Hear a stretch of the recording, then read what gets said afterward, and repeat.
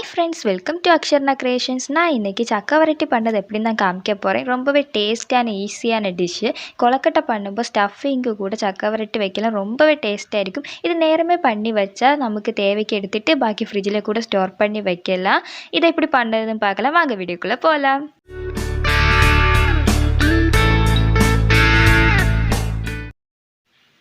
சக்கை வரட்டிக்கு வரிக்க சக்கை தான் எடுக்கணும். நான் இங்கே கொஞ்சம் 10 சோளம் எடுத்து வச்சுருக்கேன்.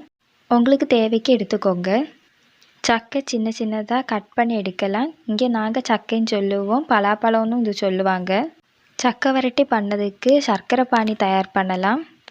இனிப்புக்கு தேவைக்கு சர்க்கரை எடுக்கலாம். நான் இங்கே கொஞ்சம் சர்க்கரை தான் எடுத்திருக்கேன். அதில் கொஞ்சம் 1/4 கிளாஸ் தண்ணி ஊற்றி நல்லா கொதிப்பிச்சு எடுத்துக்கோங்க.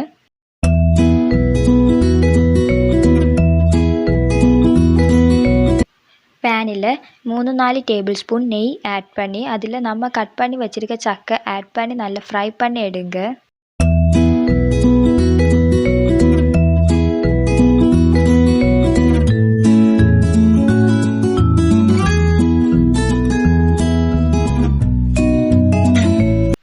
நல்லா கோல்டன் ப்ரௌன் கலர் வர வரைக்கும் நல்லா ஃப்ரை பண்ணி எடுத்துக்கோங்க. அதில் கொஞ்சமாக தேங்காய் ஆட் பண்ணி நல்லா மிக்ஸ் பண்ணி எடுக்கலாம்.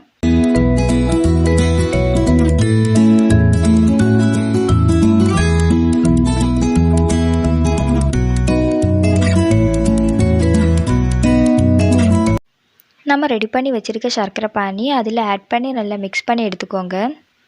ஸ்டவ்வு சிம்மில் வச்சு நல்லா மிக்ஸ் பண்ணிகிட்டே இருங்க.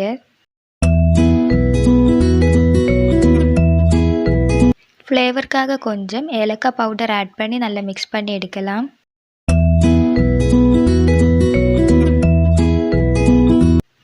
நல்லா கட்டி ஆகுது வரைக்கும் மிக்ஸ் பண்ணி எடுத்துக்கோங்க. அவ்வளோதான் ஃப்ரெண்ட்ஸ், ஈஸியான டேஸ்ட்டான சக்கை வரட்டி ரெடி.